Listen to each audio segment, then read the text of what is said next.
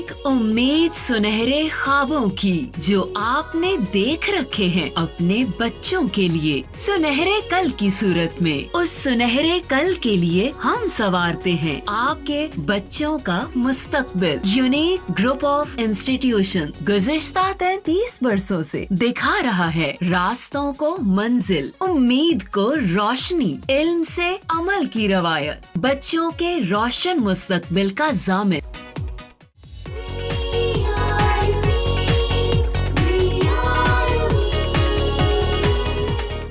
बिस्मिल्लाहिर्रहमानिर्रहीम। अस्सलाम वालेकुम स्टूडेंट, कैसे हैं आप लोग? आई होप सो कि आप सब बखैर वाफ़ियत होंगे। जी बेटा, आज हमारा लेक्चर है लेक्चर नंबर 31। हमें पता है कि चैप्टर हमारा चल रहा था chapter number 12 coordination and control.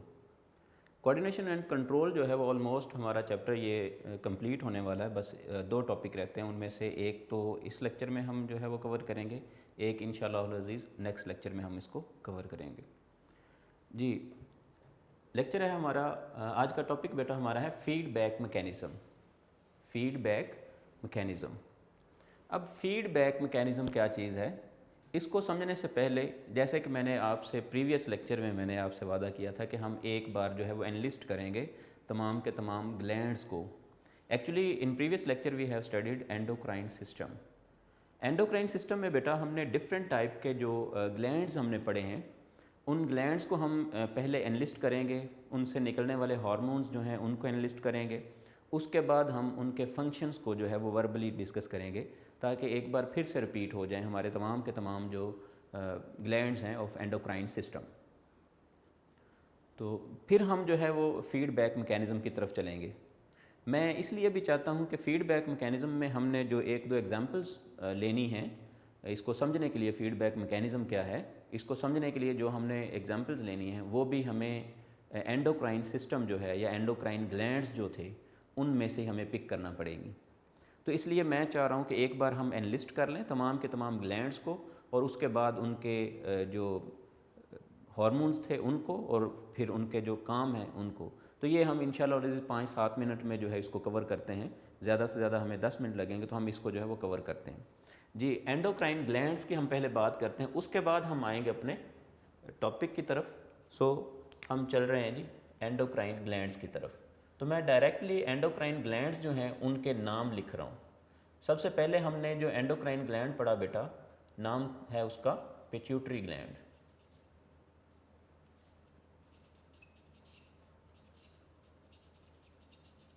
Pituitary gland, जी बेटा, ये इसको हमने मास्टर ग्लैंड भी बोला।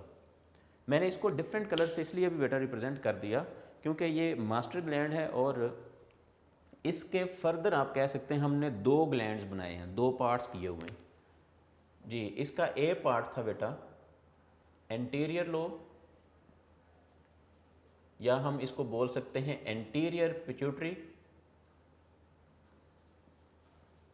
और दूसरा बी पार्ट था पोस्टीरियर,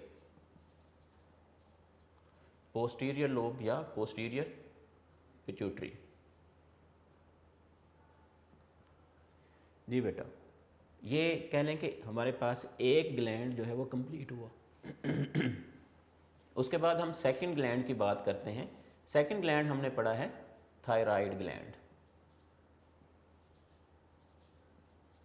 थायराइड ग्लैंड। फिर हमने थर्ड ग्लैंड पढ़ा बेटा पैराथायराइड ग्लैंड्स। Parathyroid glands. उसके बाद बेटा पैराथायराइड ग्लैंड्स के बाद हमने पढ़ा नंबर 4 पे एड्रिनल ग्लैंड्स।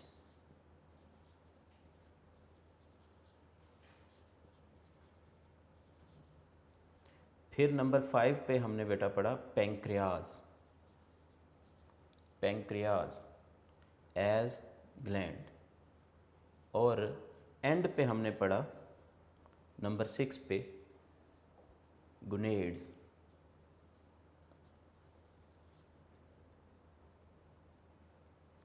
जी बेटा, ये हमने 6 ग्लैंड्स हमने पढ़े, तो अब हम एनलिस्ट करते हैं इनसे निकलने वाले हार्मोन्स और मैं वर्बली आपको इनके फंक्शंस बताता चलूँगा। हमें पता है एंटीरियर लोब ऑफ पिट्यूटरी से 2 हार्मोन्स जो हैं वो इवॉल्व हुए। पहला सोमेटोट्रोफिन,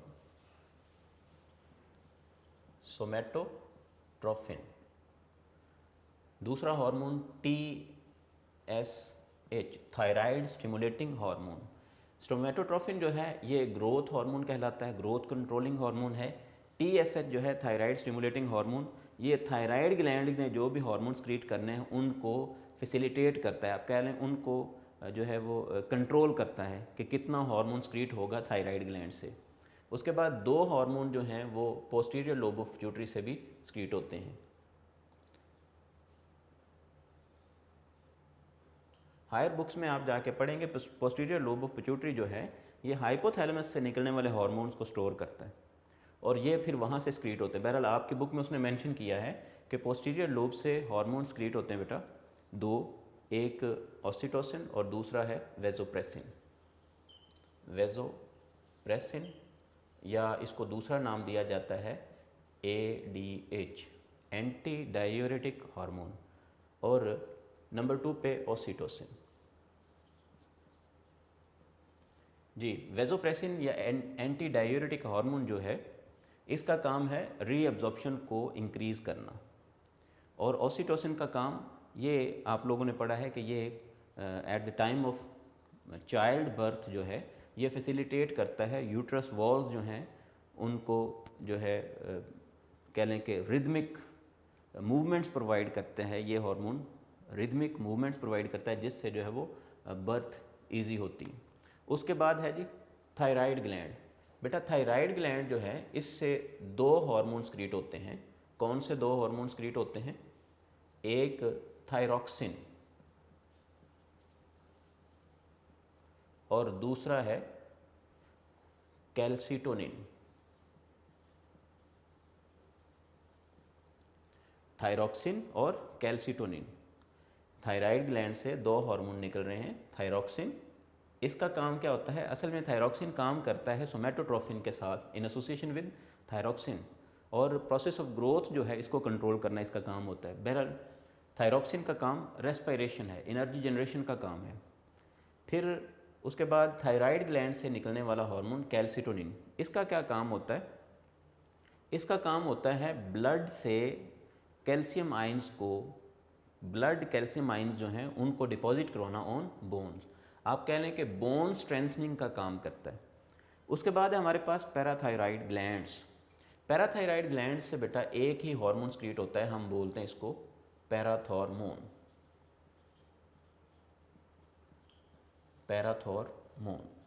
पैराथॉर्मोन जो है ये एग्जैक्टली ऑपोजिट काम करता है किसके? कैल्सिटोनिन। इसलिए ये एक दूसरे के कंप्लीमेंट्री हार्मोन्स भी कहलाते हैं। कैल्सिटोनिन का काम क्या था? कैल्शियम आइंस को ब्लड से लेना और बोन्स पे डिपॉजिट करवाना, और इसका काम क्या है? बोन से कैल्शियम आइंस को लेना और ब्लड में डिपॉजिट करवाना। तो ऐसा क्यों किया जाता है? असल में ये कैल्शियम आइंस जो है, कैल्शियम आइंस उनको मेंटेन करते हैं इन ब्लड, और इसी तरह इसीलिए जो है वो बाज़ दफ़ा कैल्सिटोनिन जो है ये ब्लड में अगर कैल्शियम आइंस ज़्यादा हो जाएं तो बोन्स पे डिपॉजिट करवा देता है, और अगर कम हो जाएं तो पैराथॉर्मोन जो है वो ये बोन्स से कैल्शियम आइंस जो हैं उनको रिलीज़ करवाता है और डिपॉजिट करवा देता है इनटू ब्लड। तो इस तरह से आप ये कह सकते हैं कि ये दोनों एक दूसरे के ऑपोजिट काम करते हैं, ऑल्दो ये दोनों अलग ग्लैंड से एक्सक्रीट हो रहे हैं, ये पैराथायराइड ग्लैंड से और ये थायराइड ग्लैंड से। उसके बाद है एड्रीनल ग्लैंड्स। एड्रीनल ग्लैंड्स जो हैं बेटा हमने पढ़ा इसके भी 2 पार्ट्स हैं, एक कॉर्टेक्स है एड्रीनल कॉर्टेक्स और दूसरा हमने पढ़ा था एड्रीनल मेडुला। तो इससे भी बेटा 2 हार्मोन्स क्रिएट होते हैं, एक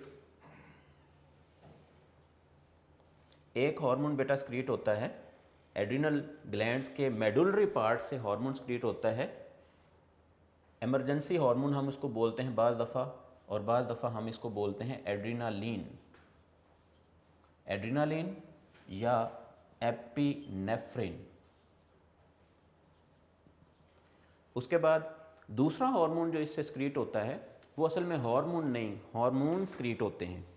यानी कि एक से ज़्यादा हार्मोन्स क्रिएट होते हैं जिनको हम बोलते हैं कॉर्टिकोस्टेरॉइड्स। कॉर्टिकोस्टेरॉइड्स।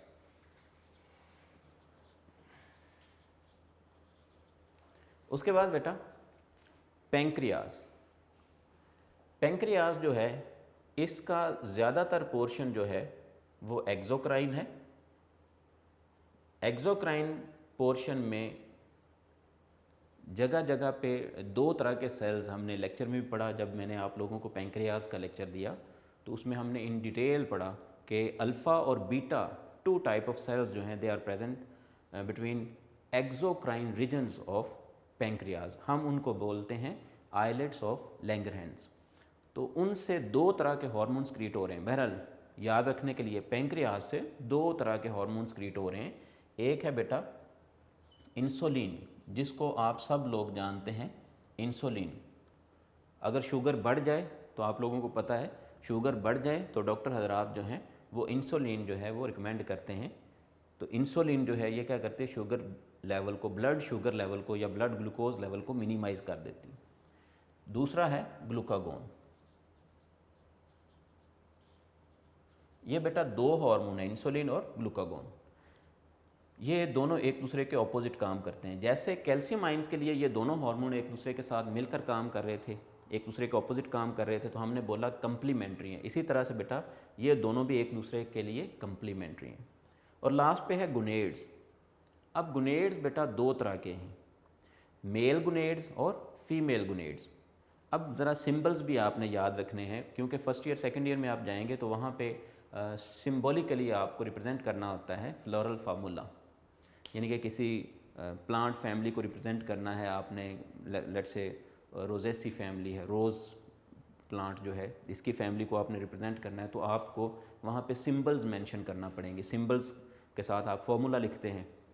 एक बॉटनिस्ट जो है उसको एक फार्मूला दे दिया जाता है, जी ये फार्मूला लिखा हुआ है, तो वो उस फार्मूला को पढ़ के ही उसको समझ आ जाती है उस फैमिली के तमाम करैक्टर्स की, कि फ्लावर कैसे होंगे, बड़े हैं, छोटे हैं, सिमेट्रिकल हैं या नॉन सिमेट्रिकल हैं, एट्सेट्रा एट्सेट्रा, ऐसी सारी बातें उनको समझ आ जाती हैं। बहरहाल यहाँ पे आपको दो सिंबल्स भी मैं इंट्रोड्यूस करवा रहा हूँ। गुनेड्स जो हैं ये दो तरह के हो सकते हैं बेटा। अगर गुनेड्स हैं मेल गुनेड्स तो हम इनको नाम देते हैं टेस्टीज, टेस्टीज। और अगर फीमेल गुनेड्स हैं तो हम इनको बोलते हैं, फीमेल को रिप्रेजेंट करते हैं हम इस साइन से, और हम लिखते हैं जी ये ओवरीज हैं। टेस्टीज और ओवरीज दो तरह के ग्लैंड्स जो हैं, टेस्टीज और ओवरीज दो तरह के गुनेड्स हो गए। अगर मेल हैं तो टेस्टीज और फीमेल हैं तो फिर ओवरीज। मेल गुनेड्स जो हैं इनसे स्क्रीट होता है हार्मोन टेस्टोस्टेरोन।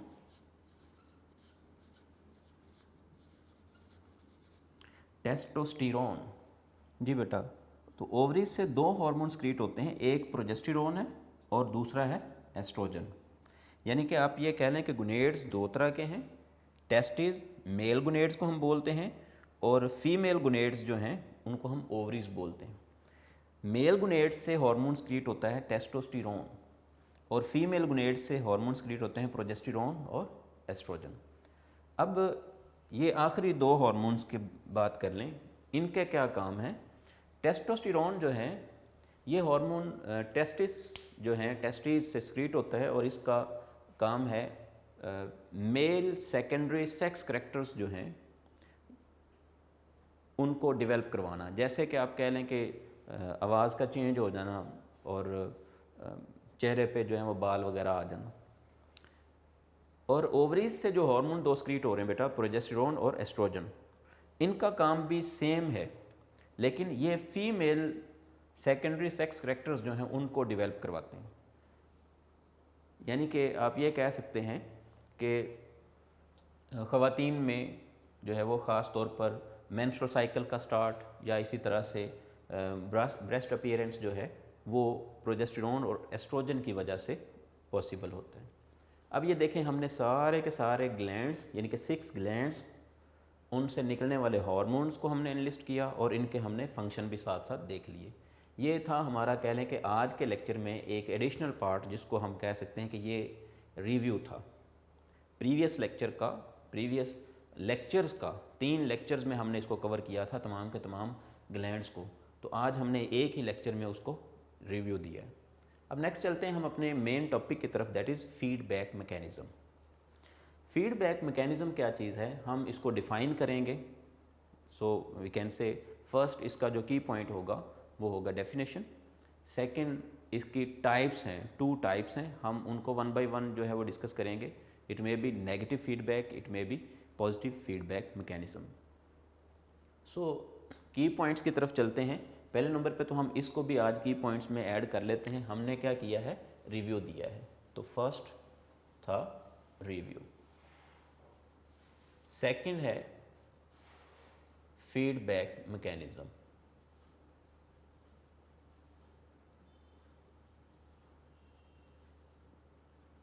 हम इसको डिफाइन करेंगे। नंबर 3 पे टाइप्स हैं, टाइप्स ऑफ फीडबैक मैकेनिज्म। उनमें फर्स्ट हम नेगेटिव फीडबैक मैकेनिज्म को डिस्कस करेंगे और सेकंड हम बेटा डिस्कस करेंगे पॉजिटिव फीडबैक मैकेनिज्म। सो ये हमारे आज के की पॉइंट्स हैं। तो अभी तक हमने रिव्यू को डिस्कस किया है, अब हम डिस्कस करने जा रहे हैं फीडबैक मैकेनिज्म को। जी बेटा, what is feedback mechanism?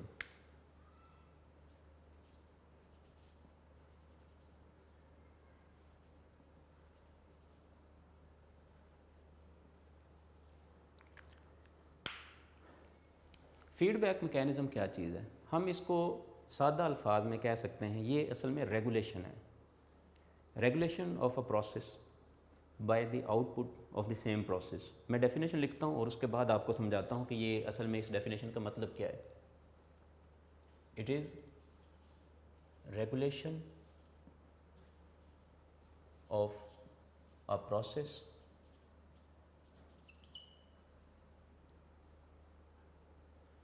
by the output of same process. Regulation of a process by the output of the same process. अब रेगुलेशन या कंट्रोल, इससे क्या मुराद है, इसको ज़रा समझना है। कंट्रोल ऑफ अ प्रोसेस यानी कि किसी प्रोसेस को कंट्रोल किया जाए bye the output of the same process. जिस प्रोसेस को कंट्रोल किया जा रहा है उसी प्रोसेस की आउटपुट से इसको कंट्रोल किया जाना चाहिए, रेगुलेट किया जाना चाहिए। मैं आपको एक सिंपल सी एग्जांपल देता हूँ। फॉर एग्जांपल, आप स्कूल में टेस्ट वगैरह दे रहे हैं, आप अगर पेपर देते हैं, ये स्टडीज़ करने के बाद आप एग्ज़ाम देते हैं, एग्ज़ाम में अगर आप पास होते हैं तो ये आपकी आउटपुट है। तो आपकी स्टडी का नेक्स्ट स्टेप जो है, आप स्टेप बाय स्टेप जो है वो कह लें कि 4th से 5th, 5th से 6th, और इस तरह से आप जो है वो ऊपर आ रहे हैं। तो ये आउटपुट की बेस पे ही आपको जो है वो नेक्स्ट क्लासेस में जो है प्रमोट किया जाता है, आपकी आउटपुट को देख के। अब इसी तरह से आपकी आउटपुट को अगर देखा जाएगा, आपकी आउटपुट जो है ये डिसाइड करेगी कि आप जो है वो नेक्स्ट चलेंगे या यहाँ पे स्टॉप करेंगे। मैंने आपको एक सिंपल सी एग्जांपल दी है स्टडी सिस्टम के हवाले से कि पेपर्स में आपकी आउटपुट यानी कि हम जो है वो इनपुट दे रहे हैं, टीचर्स जो हैं वो आपको पढ़ा रहे हैं, तो टीचर्स की इनपुट के अगेंस्ट आप आउटपुट क्या दे रहे हैं। तो आपकी जो आउटपुट होगी उसके तहत देखा जाएगा कि आपको प्रमोट किया जाएगा या कि नहीं। सो प्रमोशन जो है वो किस चीज़ पे डिपेंड कर रही है, आपकी आउटपुट पे। तो आउटपुट आपकी स्टडी के प्रोसेस को जो है वो चलाने के लिए। सो आपकी स्टडी को कंट्रोल किससे किया जा रहा है, आपके स्टडी के प्रोसेस से ही, आपके स्टडी का जो प्रोसेस है उसकी आउटपुट से। पढ़ रहे हैं आप, उसकी आउटपुट क्या है, पॉजिटिव है तो आप आगे जाएंगे, नेगेटिव है तो आप जो है वो वहाँ पे स्टे करेंगे। ये तो एक सिस्टम है, ये थोड़ा डिफरेंट है। बहरहाल मैंने आपको मेरे ख्याल में समझा दिया है कि किस तरह से जो है वो आउटपुट जो है वो आउटपुट किस तरह से एक प्रोसेस को कंट्रोल करने में हेल्प आउट करती है। इसी तरह से हम एक और एग्जांपल लेते हैं। लेट्स से किसी फैक्ट्री में कोई कह लें वर्कर काम कर रहा है, तो उसकी आउटपुट को देखा जाएगा कि वो डेली बेसिस पे कितना काम कर रहा है। उसकी आउटपुट को देख के उसको प्रमोट किया जाएगा, यानी कि उसका काम करना वो एक प्रोसेस है। उसके काम की जो आउटपुट होगी उसी को देख के उसको तरक्की दी जाएगी, ठीक है। और अगर वो प्रॉपरली काम नहीं कर रहा तो वो अपनी जगह पे स्टे करेगा। तो ये आउटपुट सिस्टम मेरे ख्याल में आपको समझ आ गया। तो ये आप कह लें कि किसी प्रोसेस को कंट्रोल किया जाता है उसकी आउटपुट से। अगर आउटपुट पॉजिटिव है तो उसको आगे बढ़ाया जाएगा, और अगर आउटपुट जो है वो नेगेटिव है तो उसको जो है वहाँ पे कंडेम किया जाएगा, रोका जाएगा। बहरहाल फ़िलहाल आप डेफिनेशन पे फोकस करें। Regulation of a process by the output of same process. जिस प्रोसेस को कंट्रोल करना होता है बेटा, उसी प्रोसेस की आउटपुट की बात कर रहे हैं, आउटपुट ऑफ सेम प्रोसेस। जी, अब इसकी टाइप्स की तरफ चलते हैं।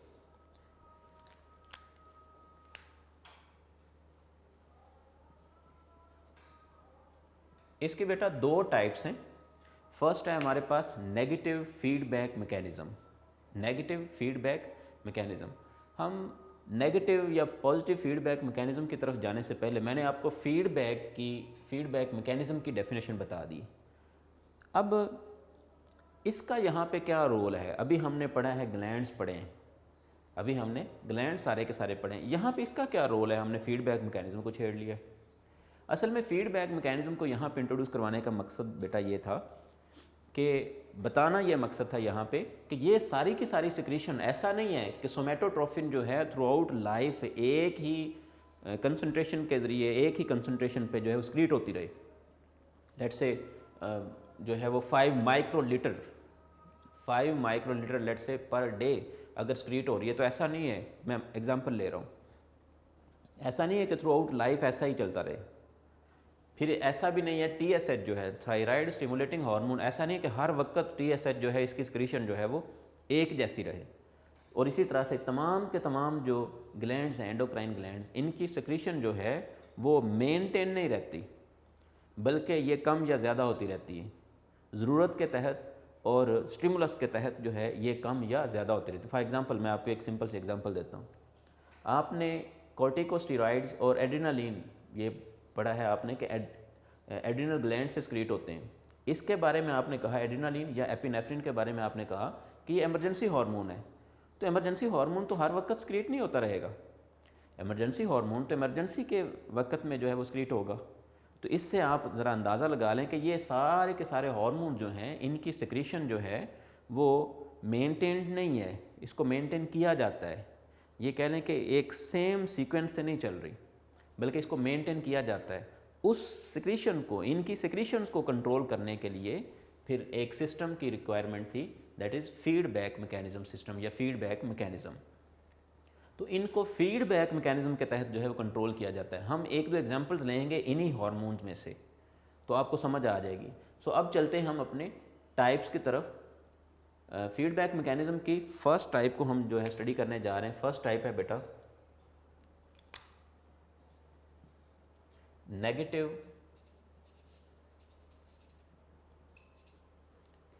Feedback mechanism. Negative feedback mechanism, जी बेटा। तो नेगेटिव फीडबैक मैकेनिज्म जो है ये किस तरह से काम करता है? डेफिनेशन हमने पढ़ ली है कि ये असल में रेगुलेशन ऑफ द प्रोसेस है bye the output of same process. तो अब हम ज़रा देखते हैं, एक एग्जांपल से हम बात स्टार्ट करते हैं और इसको डिफ़ाइन करते हैं। पहले हम इसको डिफ़ाइन करने की कोशिश करते हैं। जी बेटा, नेगेटिव फीडबैक मैकेनिज्म को हम डिफ़ाइन करने की कोशिश करते हैं। असल में नेगेटिव फीडबैक मैकेनिज्म में क्या होता है, आपकी बुक में उसने लिखा है, इन नेगेटिव फीडबैक मैकेनिज्म क्या होता है? वो कह रहा है output of the process, output of the process inhibits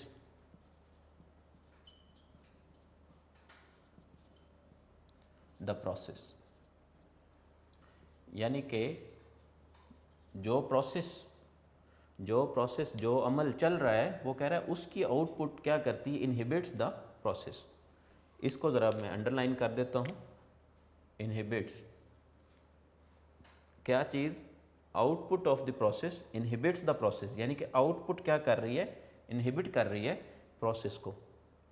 तो हमने यही कहा था कि असल में फीडबैक मैकेनिज्म क्या चीज़ है, ये है बेटा आउटपुट से कंट्रोल किया जाना, regulation of the process, regulation of a process by the output of same process. तो जिस प्रोसेस को रेगुलेट करना है उसी प्रोसेस की आउटपुट से उसको रेगुलेट किया जाएगा। यहाँ पे आप देखें वो इसकी ही टाइप बता रहा है, वो कह रहा है in negative feedback mechanism output of the process inhibits the process. तो मैंने इसलिए सिंपल कर दिया इसको कि आउटपुट क्या कर रहा है, इनहिबिट्स कर रही है। तो जिसमें आउटपुट जो है, आउटपुट ऑफ द प्रोसेस अगर प्रोसेस को डिक्रीज कर रही है तो हम बोलेंगे ये नेगेटिव फीडबैक मैकेनिज्म, ये नेगेटिव फीडबैक मैकेनिज्म है। जैसे कि आप ज़रा देखें, यहाँ पे हम एक एग्जांपल लेते हैं। हमारे पास हमने यहाँ पे दो हार्मोन्स पढ़े हैं, इंसुलिन और ग्लूकागोन। अब ज़रा ये देखिएगा कि ब्लड शुगर लेवल जो है, ये ब्लड शुगर लेवल इंक्रीज़ हो रहा है। मैं यहाँ पे एक लाइन लगा रहा हूँ, ये नॉर्मल रेंज है बेटा, लेट्स से ये एक नॉर्मल रेंज है। नॉर्मल रेंज से ब्लड ग्लूकोज लेवल जो है वो इंक्रीज़ कर गया। अगर ब्लड ग्लूकोज लेवल इंक्रीज़ कर गया है तो फिर क्या किया जाना चाहिए, फिर यहाँ से एक हार्मोन स्क्रीट होगा। फिर अगर ब्लड ग्लूकोज लेवल इंक्रीज़ हो गया है तो इंसुलिन स्क्रीट होगा। इंसुलिन हार्मोन क्या करेगा बेटा, इंसुलिन हार्मोन इसको डिक्रीज़ करेगा और लिमिट्स में लेके आएगा। यानी कि अब ये इंसुलिन क्या कर रहा है, इस ब्लड ग्लूकोज लेवल को इसको मिनिमाइज कर रहा है।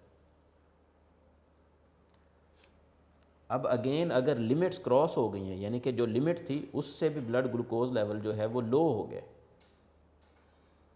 अब ब्लड ग्लूकोज लेवल लो हो गया। इस सूरत में क्या होगा, दूसरा हार्मोन जो है ग्लूकागोन, ये स्क्रीट होगा और ग्लूकागोन जो है ये ब्लड ग्लूकोज लेवल को ऊपर ले जाएगा। मैं यहाँ पे मेंशन कर देता हूँ, ये लाइन से क्या मुराद है, ब्लड ग्लूकोज लेवल, ये भी क्या है, ब्लड ग्लूकोज लेवल। BGL मैंने लिख दिया, ब्लड ग्लूकोज लेवल। तो ब्लड ग्लूकोज लेवल जो है वो इंक्रीज़ हो रहा है in the presence of glucagon. जब ग्लूकागोन जो है ये अपना एक्शन परफॉर्म करेगा तो ब्लड ग्लूकोज लेवल जो है वो इंक्रीज़ हो जाएगा। और जब इंसुलिन अपना एक्शन परफॉर्म करेगी तो इंसुलिन हार्मोन के एक्शन की वजह से ब्लड ग्लूकोज लेवल जो है वो लो हो जाएगा। अब असल में हमें तो चाहिए विद इन लिमिट्स। याद रखना, हमने पढ़ा है होमियोस्टैसिस के चैप्टर में, यानी कि चैप्टर नंबर 11 में हमने पढ़ा था कि ब्लड ग्लूकोज लेवल 1 ग्राम पर लीटर होता है। फिर इसी तरह से हमने पैंक्रियाज को जब हमने पढ़ा तो वहाँ पे भी हमने BGC टेस्ट हमने पढ़ा, ब्लड ग्लूकोज कंसंट्रेशन टेस्ट जो था उसके हवाले से भी पढ़ा। तो वहाँ पे हमने ये देखा कि 99 मिलीग्राम पर 100 ml जो है ये ग्लूकोज लेवल हो तो ये नॉर्मल है। अब असल में ऐसा नहीं है कि बिल्कुल फिक्स क्वांटिटी हो। जैसे कि हमने पढ़ा है कि ब्लड ग्लूकोज लेवल, बेटा मैं इस साइड पे मेंशन कर देता हूँ, ब्लड ग्लूकोज लेवल हमने पढ़ा है 1 ग्राम पर लीटर। तो ऐसा नहीं है कि हर बार जो है हर वक्त जो है 1 ग्राम पर लीटर ही रहे। 1 ग्राम पर लीटर से मुराद ये है कि इस रेंज में जब हम होमियोस्टैसिस को डिफ़ाइन करते हैं, हमने डिफ़ाइन किया तब मैंने आपको बताया कि ये असल में होमियोस्टैसिस क्या है, maintenance of internal body conditions at equilibrium. और एट इक्विलिब्रियम को डिस्कस करते हुए मैंने आपको बताया कि एट इक्विलिब्रियम से मुराद है इन नैरो रेंजेस, इन नैरो रेंजेस। तो हम नैरो रेंजेस में रखेंगे ब्लड ग्लूकोज लेवल को, नैरो रेंजेस में। यानी कि आप ऐसा कह लें कि अगर 99 मिलीग्राम पर 100 ml ये नॉर्मल रेंज है ब्लड ग्लूकोज की, तो हम इसको कहाँ पे रखेंगे, आपकी बुक में उसने मेंशन किया है कि ये होना चाहिए जी 70 to 99 मिलीग्राम। तो अगर ये है तो ये नॉर्मल रेंज है। अगर 99 से इंक्रीज़ होके 99 टू ये 125 मिलीग्राम चला जाता है तो ये प्री डायबिटिक है। और 125 से अगर एक्सीड कर जाता है तो ये डायबिटिक है, यानी कि डायबिटीज़ होगी। समझाना ये मकसद है कि ब्लड ग्लूकोज लेवल जो है उसको रेंज में रखा जाता है। अब ये देखें, थोड़ा सा इंक्रीज़ हो जाता है, थोड़ा सा डिक्रीज़ हो जाता है। तो नॉर्मल रेंज ये है, इस रेंज के ये हमारे पास कह रहे हैं लिमिट है, लिमिट से थोड़ा सा एक्सीड कर जाएगा, बाज़ दफ़ा थोड़ा सा डिक्रीज़ हो जाएगा। तो इसको कैसे कंट्रोल किया जाता है? अगर ज़्यादा हो जाए तो इंसुलिन एक्टिवेट हो जाती है, अगर कम हो जाए तो ग्लूकागोन एक्टिवेट हो जाता है। ज़्यादा हो जाए तो इंसुलिन, कम हो जाए तो ग्लूकागोन। अब ज़रा देखिएगा इंसुलिन का काम क्या है, ज़रा अपने जहन पे ज़ोर दें और समझने की कोशिश करें कि इंसुलिन का काम क्या है। इंसुलिन का बेटा काम है ब्लड ग्लूकोज लेवल को लो करना, ब्लड ग्लूकोज लेवल को लो करना। इंसुलिन का काम क्या है? ब्लड ग्लूकोज लेवल को मिनिमाइज़ करना। ये मैंने काम भी उसी तरह से मेंशन कर दिया, ब्लड ग्लूकोज लेवल मिनिमाइज़ करना काम किसका है? इंसुलिन का। तो इंसुलिन का काम तो था ब्लड ग्लूकोज लेवल को डिक्रीज़ करना, तो ब्लड ग्लूकोज लेवल जो है उसको डिक्रीज़ किया जा रहा है, अब डिक्रीज़ हो गया है, तो इसकी आउटपुट क्या है? ब्लड ग्लूकोज लेवल डिक्रीज़ हो गया। मैं यहाँ पे मेंशन कर रहा हूँ decreased, BGL, blood glucose decreased BGL, decreased blood glucose level. तो यही decrease blood glucose level actually क्या है बेटा? ये आउटपुट है, ये क्या है? आउटपुट। तो ब्लड ग्लूकोज लेवल का डिक्रीज होना ये आउटपुट है, डिक्रीज हो गया आउटपुट। यही आउटपुट जो है ये इंसुलिन की फर्दर सिक्रीशन को रोक देगी। अब इंसुलिन मज़ीद सिक्रीट नहीं होगा। मैं बात रिपीट कर रहा हूँ फिर से, इंसुलिन सिक्रीट हुआ तो इंसुलिन ने क्या किया है? ब्लड ग्लूकोज लेवल को डिक्रीज़ कर दिया है, और ब्लड ग्लूकोज लेवल जो है इसको डिक्रीज़ करना ही इंसुलिन की आउटपुट थी। अब इसकी आउटपुट ने क्या किया है? ब्लड ग्लूकोज लेवल को डिक्रीज़ कर दिया इसने, इंसुलिन ने, और इसी आउटपुट ने इंसुलिन की सिक्रीशन को रोक दिया है। दूसरी तरफ अगर बात करें, अब ये चीज़ जो है ये एक्टिवेटर है फॉर ग्लूकागोन। अब इस सूरत में ग्लूकागोन ने क्या किया है? ब्लड ग्लूकोज लेवल को इंक्रीज़ कर दिया है। तो इसका काम क्या है? इंक्रीज़ करना ब्लड ग्लूकोज लेवल को। तो यहाँ पे मैं लिख रहा हूँ increased blood glucose level, increased BGL। तो ये बेटा इंक्रीज्ड BGL क्या है? ये भी आउटपुट है,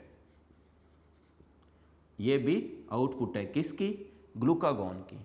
तो ग्लूकागोन अपनी आउटपुट दे रहा है in the form of increased blood glucose level.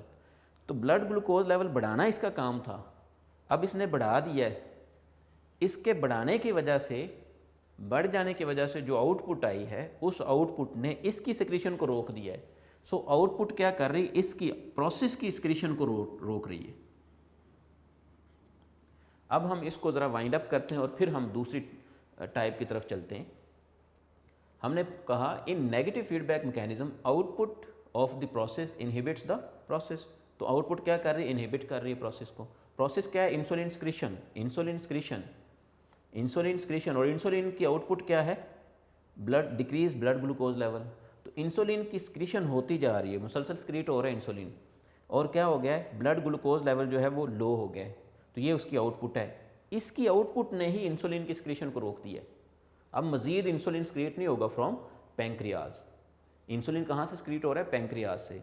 Insulin ने अपना काम कर दिया। जब blood glucose level normal limit से नीचे जाएगा तो फिर इंसुलिन सिक्रीशन रोक दी जाएगी, फिर एक्टिवेट हो जाएगा ग्लूकागोन, यानी कि ग्लूकागोन जो है इसकी सिक्रीशन बढ़ा दी जाएगी। जब ग्लूकागोन जो है वो अपनी आउटपुट देगा, इसकी आउटपुट क्या है? Increase blood glucose level. तो जब ये अपनी आउटपुट देगा बेटा, तो इसकी आउटपुट की वजह से इसकी सिक्रीशन रोक दी जाएगी। आपने ज़रा यहाँ पे देखा कि इंसुलिन की सिक्रीशन किस लिए रुक रही है? इसके आउटपुट की वजह से। इंसुलिन की सिक्रीशन इसकी आउटपुट की वजह से रुक रही है। इसी तरह से ग्लूकागोन की सिक्रीशन इसकी आउटपुट की वजह से रुक रही है। सो यहाँ पे बात पूरी हो रही है कि आउटपुट इनहिबिट करती है प्रोसेस को, आउटपुट इनहिबिट्स द प्रोसेस। ठीक होगा जी।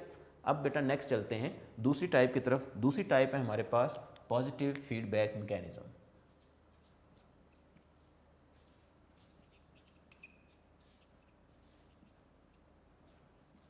Positive feedback mechanism.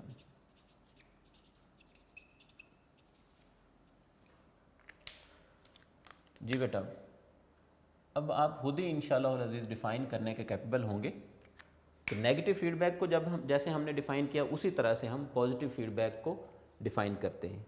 इन पॉजिटिव फीडबैक मैकेनिज्म क्या होगा, output of the process enhances the process.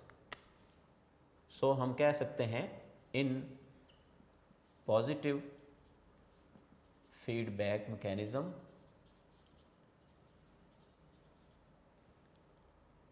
Output of the process enhances the process। अब इसमें आपने देखा पॉजिटिव फीडबैक में प्रोसेस की आउटपुट जो है वो बेटा इंक्रीज कर रही है। Output of the process enhances the process. अब आप यहाँ पे देखें इसका लिंक आउटपुट का क्या है, एनहांस कर रही है। यहाँ पे हमने देखा था कि आउटपुट ऑफ द प्रोसेस जो है इनहिबिट कर रही है प्रोसेस को, तो यहाँ पे प्रोसेस जो है फर्दर इंक्रीज़ कर दिया जाएगा। इसके एग्जांपल आपके बुक में उसने दी है कि जैसे इन्फेंट्स जो हैं, शीरखार बच्चे, दूध पीने वाले बच्चे जो हैं, ये जब दूध पीते हैं तो मेमरी ग्लैंड से एक्सक्रीट होता है milk. So milk secretion from mammary gland जो है उसको इंक्रीज़ कर दिया जाता है by the process of Suckling. अब ये देखें इन्फेंट्स जो हैं, इन्फेंट्स ज़रा इसका मतलब भी ज़रा समझ लें, शीरखार बच्चों को बोलते हैं, दूध पीने वाले छोटे बच्चे जो हैं। तो इन्फेंट्स जो हैं ये क्या करते हैं, सकलिंग का प्रोसेस जो है, infant Suckling increases the milk production in mother's mammary glands।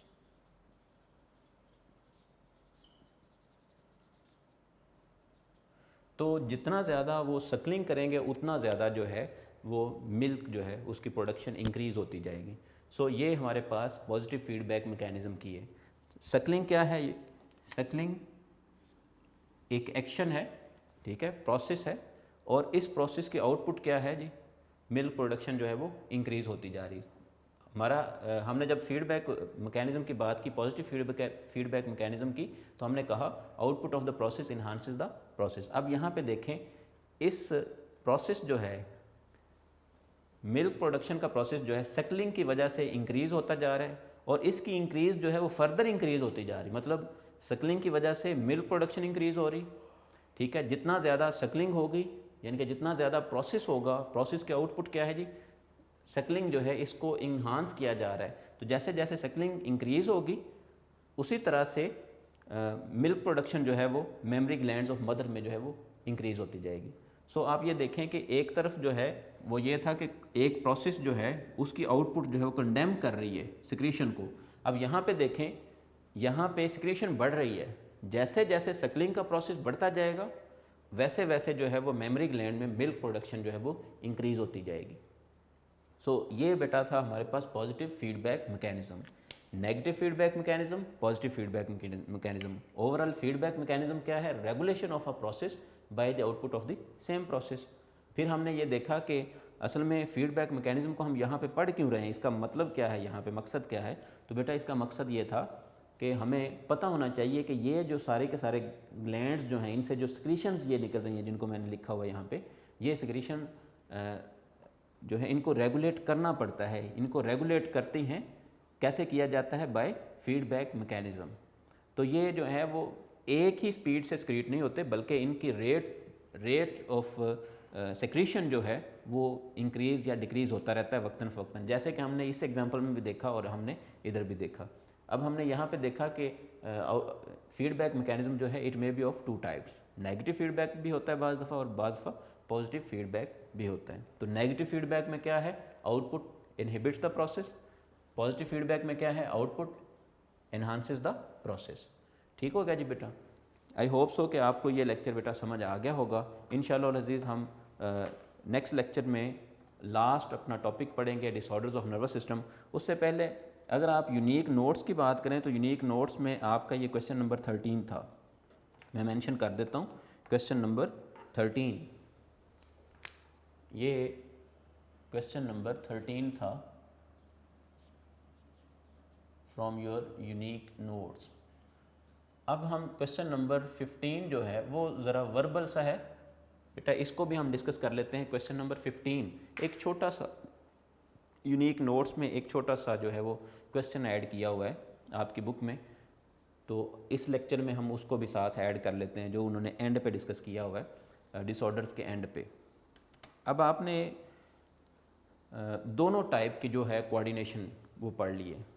पहले आपने बेटा पढ़ी नर्वस कोऑर्डिनेशन और अब आपने पढ़ी है केमिकल कोऑर्डिनेशन, जिसको हमने एंडोक्राइन सिस्टम का नाम दिया। नर्वस कोऑर्डिनेशन में हमने brain, spinal cord, peripheral nervous system etcetera और दो हमने रिसेप्टर्स पढ़े, ह्यूमन रिसेप्टर्स, आई और ईयर। उसके बाद हमने एंडोक्राइन सिस्टम स्टार्ट किया और उसमें हमने डिफरेंट ग्लैंड्स हमने पढ़े। तो दोनों तरह की केमिकल कोऑर्डिनेशन और नर्वस कोऑर्डिनेशन, दोनों तरह की कोऑर्डिनेशन जो है बेटा कंप्लीट होगी। अब नर्वस कोऑर्डिनेशन हमने पढ़ा, वहाँ पे हमने पढ़ा ब्रेन और स्पाइनल कॉर्ड। ब्रेन में ख़ास तौर पे आपने ये देखा कि ब्रेन के डिफरेंट रीजन्स जो हैं वो डिफरेंट तरह के अफ़ाल को, डिफरेंट तरह के एक्शंस को कंट्रोल करते हैं, जैसे कि थिंकिंग है, जैसे कि मूवमेंट है, जैसे कि रिफ्लेक्सेस हैं, हार्ट बीट है, ठीक है। तो इन सारी चीज़ों को कंट्रोल किया जा रहा है। ब्रेन के डिफरेंट पार्ट्स जो हैं वो डिफरेंटली जो है वो अपना रोल प्ले कर रहे हैं। हमें आज ये पता है कि ब्रेन का जो पार्ट है फोर ब्रेन, और फोर ब्रेन का पार्ट सेरिब्रम के हमने उसके कॉर्टिकल रीजन जो है उसके 4 लोब्स बनाए। उनमें से फ्रंटल लोब जो है आज हमें पता है उसका काम क्या है, उसका काम है कॉन्शियस मूवमेंट्स, इंटेलिजेंस, स्पीच। आज हमें ये पता है। अगर इन मामलात में कोई मसला हो तो आज हम ब्रेन के नॉलेज को, जो हमें पता है नर्वस सिस्टम के नॉलेज का, जो आज हमें पता है, जितना हमें नॉलेज है अबाउट नर्वस सिस्टम, हम इसको यूज़ करते हुए किसी हद तक इन मसाइल का जो है वो हल ढूंढ सकते हैं। तो क्वेश्चन आपका क्वेश्चन नंबर 15 जो है बेटा वो आपके नोट्स में था कि how the knowledge of nervous system has helped the man to remove disorders. तो अगर कोई ब्रेन में, आज हमें समझने में मदद मिल सकती है कि अगर कोई बच्चा जो है वो बोल नहीं रहा तो उसमें क्या रीज़न हो सकती है, क्या उसके कोई डेवलपमेंटल कोई मसला है या उसका जो है वो ब्रेन में यानी कि CNS में कोई मसला है। तो आज हम नॉलेज ऑफ नर्वस सिस्टम को हम यूज़ करते हुए इन सारे मसाइल का हल ढूंढ सकते हैं। इंशाअल्लाह अज़ीज़ हम जो है वो इसको मज़ीद आने वाले वक्त में इस नॉलेज को इस्तेमाल करके हम और भी कई तरह के प्रॉब्लम्स जो हैं, मसाइल जो हैं, उनको ट्रीट करने के कैपेबल होंगे। बहरहाल किस तरह से इंसान की हेल्प की है नॉलेज ने अबाउट नर्वस सिस्टम, उसमें आपकी बुक में उसने मेंशन किया है कि आज चूँकि हमें पता है कि ब्रेन के ये हिस्से ये काम परफॉर्म करते हैं, तो इस नॉलेज ने हमें ये बताया है, इस नॉलेज के ज़रिए से हम जो है वो इस नहज पर हैं, इस स्टेज पर पहुँचे हैं कि हमें आज पता है कि अगर कोई ये मसला जन्म लिया है किसी बच्चे में तो इसकी रीज़न क्या हो सकती है और इसको क्या रिमूव किया जा सकता है, इस मसले का कोई हल है या नहीं है। सो इस तरह से नॉलेज ऑफ नर्वस सिस्टम जो है इट हैज़ हेल्प्ड मैनकाइंड। जी बेटा, आज 31st लेक्चर जो है वो हमारा कंप्लीट हुआ। आई होप सो आप सबको समझ भी आ गई होगी और हमारी ये रिवीजन भी हो गई। ऑलमोस्ट हमारा चैप्टर कंप्लीट है, लास्ट टॉपिक रहता है। इंशाल्लाह लेक्चर नंबर 32 के साथ हाज़िर होऊंगा with last topic of this chapter. तब तक के लिए अल्लाह हाफिज़, अपना बहुत ज़्यादा ख्याल रखिएगा।